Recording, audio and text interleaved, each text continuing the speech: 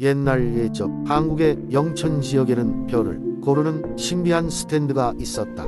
이 스탠드는 대대로 신비로운 빛을 발하며 마을 사람들의 소원을 들어주는 힘을 가진 것으로 전해진다. 스탠드는 마을의 한 중앙광장에 자리 잡고 있었으며 매년 보름달이 뜨는 밤에만 그 진가를 발휘하였다. 마을 사람들은 스탠드 아래에 모여 자신들의 꿈과 희망을 조용히 속삭였다. 이런 전통은 수백 년간 이어져 오며 많은 사람들의 삶의 기적 같은 변화를 선사하였다. 스탠드의 전설은 멀리 떨어진 마을까지 퍼져 점차 영천을 찾는 이들이 많아졌다.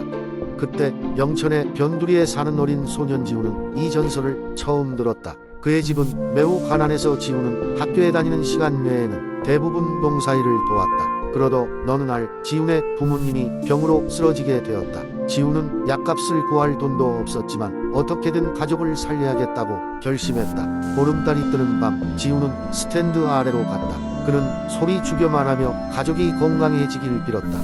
그 순간 별빛이 스탠드에 반사되어 환한 빛이 그의 주변을 감싸기 시작했다. 지훈은 그 빛이 점점 커지면서 그의 손바닥 위에 작은 빛의 구슬이 나타나는 것을 보았다. 이 빛의 구슬은 소원의 구슬이었다.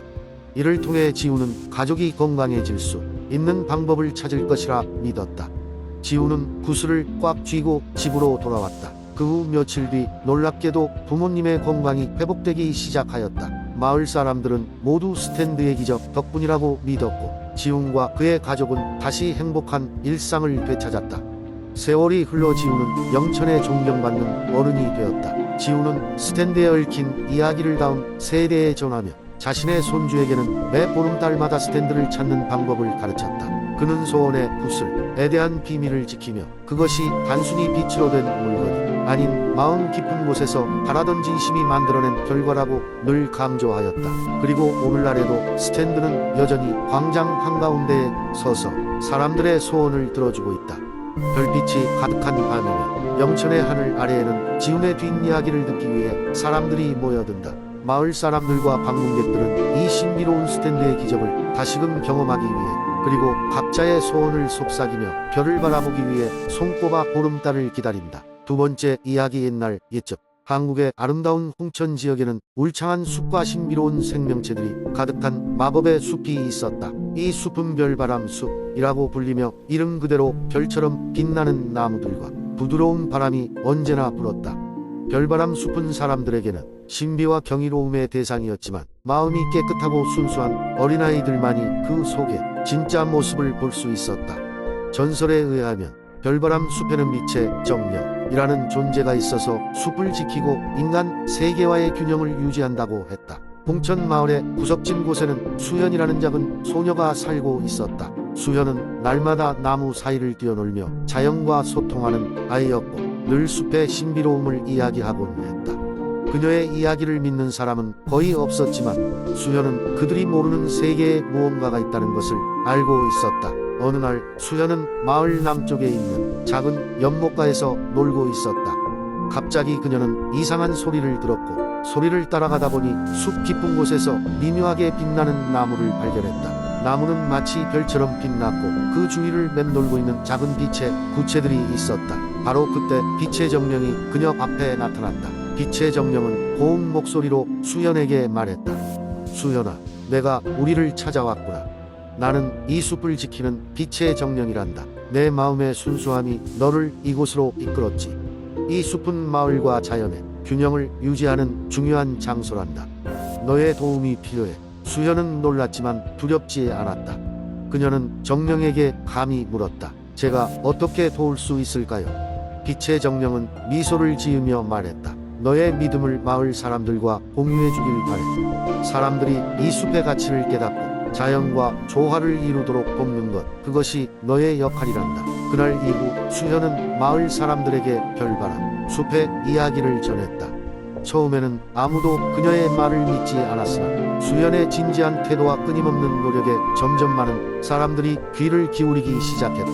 그녀의 노력 덕분에 홍천 마을 사람들은 조금씩 자연을 사랑하고 환경을 보호하는 법을 배우게 되었다. 별바람 숲은 그렇게 수현과 마을 사람들 덕분에 더욱 아름다워졌고 사람들은 숲의 중요한 가치를 이해하게 되었다. 그리고 수연은 어른이 되어서도 여전히 마을 아이들에게 별바람 숲의 전설을 이야기하며 그들이 자연과 함께 살아갈 수 있도록 돕는 일을 계속했다. 세월이 흘러도 별바람 숲은 변함없이 그 자리에 있었고 수연의 이야기는 영원히 전해져 내려왔다. 지금도 누구나 마음만 순수하다면 별처럼 빛나는 숲의 마법을 발견할 수 있을 것이다. 세 번째 이야기. 오랜 옛날 한국의 경주 지역에는 다양한 전설과 신화가 전해져 내려왔습니다.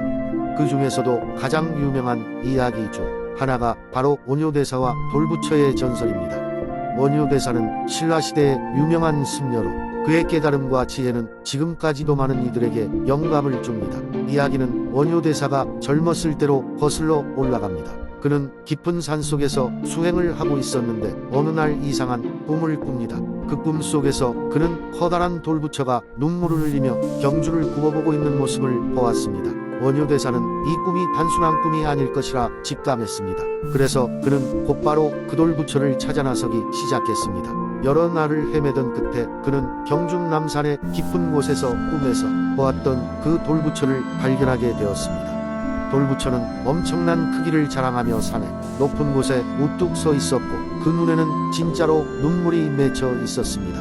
원효대사는 돌부처의 눈물에 큰 의미가 숨겨져 있을 것이라 생각하고 묵상을 시작했습니다. 며칠 밤낮을 기도로 보내던 어느 날 밤 원효대사는 환한 빛 속에서 또 다른 꿈을 꾸게 됩니다.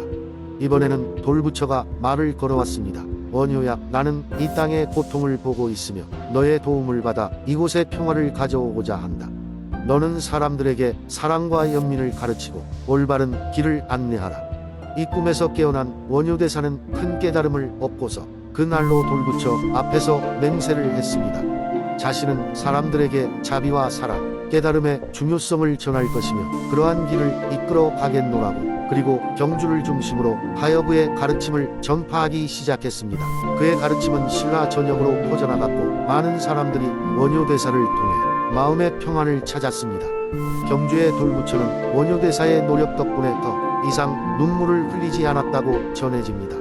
대신 그 눈빛은 따뜻한 빛으로 사람들에게 비추고 있었고 경주는 평화와 번영을 누리게 되었습니다. 시간이 지나며 돌부처의 위치와 그 전설은 잊혀졌지만 원효대사의 가르침과 경주의 이야기는 지금도 많은 사찰과 사람들 사이에서 살아 숨쉬고 있습니다. 그리고 돌부처가 있던 자리는 경주의 오래된 숲속에서 여전히 많은 이들에게 신비로운 이야기로 남아있다고 합니다.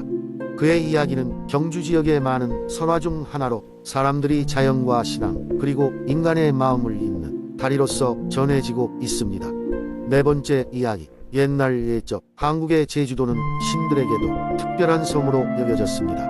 이 아름다운 섬은 거친 바람과 푸른 바다 그리고 울창한 숲이 어우러져 있었습니다. 하지만 제주에는 그 무엇보다 아름다운 전설이 있었습니다. 그것은 해녀들의 용기와 사랑에 대한 이야기였습니다. 어느 날 제주섬에는 신비로운 바람이 불어왔습니다. 이 바람은 매일 아침 일찍 바다로 나가는 해녀들에게 매우 중요한 것이었습니다. 해녀들은 한치의 두려움도 없이 바다에 뛰어들어 바다 깊은 곳에서 전복과 소라 그리고 작은 물고기들을 채집했습니다. 하지만 이들에겐 바람의 방향과 세기를 읽어내는 것이 생존의 열쇠였으며 그 바람은 그들만의 어휘로신의 숨결이라 불렸습니다. 그 무렵 제주섬의 작은 시골 마을에는 수아라는 이름의 해녀가 살고 있었습니다. 수아는 그 누구보다 뛰어난 잠수 실력을 가지고 있었으며 바다의 생명과 하나가 되는 느낌을 즐겼습니다. 그녀의 어머니 또한 용감한 해녀였고 그녀로부터 많은 것을 배웠습니다. 하지만 한 가지 수아에게는 큰 비밀이 있었습니다. 그것은 바로 그녀가 언젠가 바다 속 깊은 곳에서 울고 있는 신비로운 여인을 만났다는 것이었습니다. 그 여인은 눈부신 은빛의 옷을 입고 있었고 그녀의 눈에선 슬픈 눈물이 끊임없이 흘렀습니다. 수아는 그 여인이 누구인지 왜 울고 있는지 알고 싶었지만 매번 바다 속에서 눈을 마주칠 때마다 여인은 사라지고 말았습니다. 그날 이후로 수아는 바다와 바람 그리고 그 여인에 대해 더 많이 알고 싶었습니다. 그녀는 바다를 사랑했지만 바람의 목소리를 듣고 싶었습니다. 그러던 어느 날 마을에 새로운 소식이 들려왔습니다. 섬의 북쪽에서 심상치 않은 바람이 불고 있으며 그로 인해 큰 해일이 발생할 것이라는 것이었습니다. 마을 사람들은 불안에 떨었고 해녀들도 더 이상 바다에 나갈 수 없게 되었습니다. 하지만 수아는 바닷속 여인이 자신에게 무언가 알리고 싶어 한다고 느꼈습니다. 그날 밤 수아는 홀로 바다로 향했습니다. 바람은 매섭게 불었고 파도는 거칠었습니다. 수아는 자신에게 각인된 바람의 소리를 따라 바다 속 깊이 잠수했습니다. 그리고 마침내 그녀는 다시 그 신비로운 여인을 만났습니다. 여인은 수아의 손을 잡고 말없이 눈물을 흘렸습니다.